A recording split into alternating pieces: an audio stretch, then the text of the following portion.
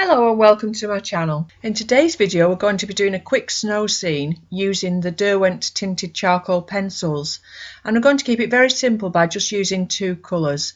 So the colours that I'm using are mountain blue and the green is called moss green. So just those two colours, using the mountain blue for the sky and the mountains and the green for the tree line and some of the shadows as well and reflections.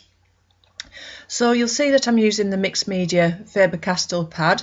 This is a really handy pad. It's great to have something that you can use both with wet and dry media. I mean, it really lends itself to just using a little bit of water. You don't want to be using lots and lots of water on this pad, but for these techniques it's absolutely great. So I'm not using masses of water, I'm just using a touch, and I'm just using a number 6 round brush that doesn't hold loads of water, so I'm not getting the paper sopping wet. So the good thing about these charcoals is you can use them in a variety of ways. You can use them just as a pencil, you can blend them with your finger, you can blend them with a paper stub, you can get some nice crisp sharp lines, or you can get some softer edges by blending them. So by using the water you're getting quite a variety of line and interest into your painting.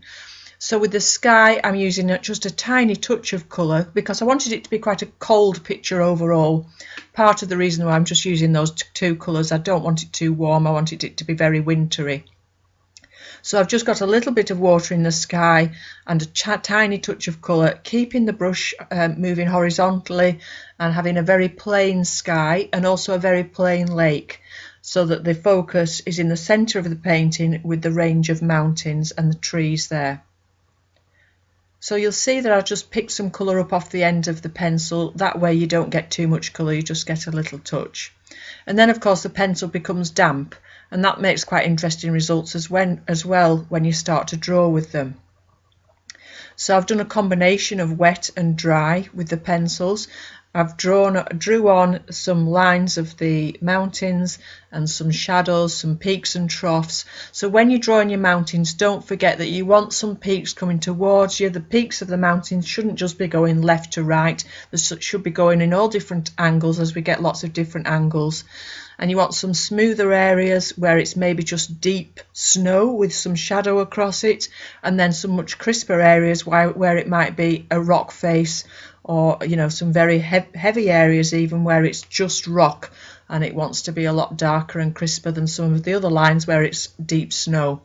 So make it interesting by varying those lines, having some soft areas and some hard areas, and more of that as you come forward. And the good thing is, after you've added the water, if you do find that you've made it too soft and you want to get some of those interesting lines back, you can go back on top of it again once it's dry, or you can even use the pencils in it when it's damp, and that gets some interesting results as well. So with the tree line, you'll see I've got trees coming down either side, and to make it a little bit more interesting you also don't want to make them too uniform. I sort of used this side of the pencil to make the tree shape and then came in and softened it off with the water. But try and make them go a little bit in different directions and have some different sizes going on. I didn't put lots of detail in. I didn't do, a natural tree shape with a trunk and everything else. It was just an impression of those distant trees.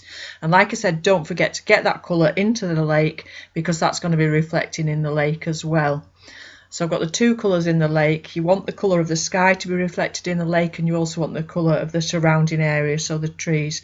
This picture would also be really nice actually done monochrome as a monochrome drawing, so just using one of the charcoal pencils, or you could introduce a lot more colours and make it a warmer painting. Add some of the there's a yellow and a very pale pinky red. You could add those to make, because at this time of year, especially in the evening and in the morning, we do get some nice reds into the sky as well. So if you wanted it warmer, you could do that as well. You could add a lot more colour to it. So I know I've done 1 or 2 videos using these pencils before. If you haven't seen those, I will link them above. But I just wanted to show you this, just different ways of using them really. And I like using them with water, and particularly at this time of year, it's a good way of getting a shadow across some snow. So leave some of the white paper for some areas where it's really crisp snow, where the light's shining on it. But you very rarely get completely white with snow. You've usually got a reflection or a shadow or something on it, so don't overdo it with the highlights and the white paper. it's more than likely going to have a touch of colour in it. So leave little bits of white here and there. It's quite an abstract thing really. It's very easy to do mountains out of your head, just making some go in different directions and lots of different peaks and troughs and little bits of interest with maybe some touches of trees in the distance and rocks. Okay, so I think that's about everything I have to tell you. If you want to let me know what you think in the comments below, if you've got these pencils, and if you use them with water, because I know some people don't like using them with water and others do. I like a combination of the, like I say, of the wet and the dry. You get some really nice, interesting lines, particularly where the line's dry, you know, where you've wet them, and you can get a really crisp edge as they dry against where the damp paper meets the dry paper there.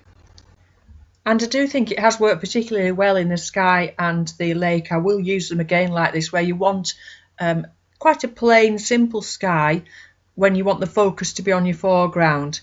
Sometimes if you do a very busy sky, it detracts from the foreground. So in a lot of the time you want something nice and simple like this, and it's really worked well for both the sky and the lake. Keep those lines in the lake horizontal. Water always lies flat. We don't want the lines in the lake to be going in any other direction than horizontal really. We want it like a mill pond. And you will see actually that I could lift a little bit of that out. So by putting it on quite sparingly, by taking it off the tip of the paper with my brush of water, you're not getting a heavy covering, and it's very, very easy to lift off whilst it's still wet. So if you did want a chink of light in your water, you can get that back quite easily. Whereas the heavier areas, like at the top of the mountains where I've put it on with the pencil first, you probably wouldn't be able to lift that colour out again. Okay, so I hope you've enjoyed that. I'll be back again soon with another video. I'm not sure on what media, but we have different media every Monday and Thursday for those of you that are new to the channel. So if you'd like to subscribe, you can do that below. And I will be back with you again soon. Thank you very much for watching, and bye for now.